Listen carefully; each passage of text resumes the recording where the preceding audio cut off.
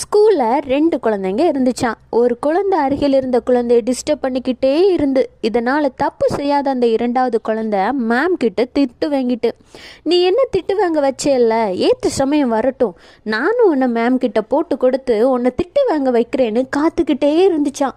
கொஞ்ச நாள் போச்சு.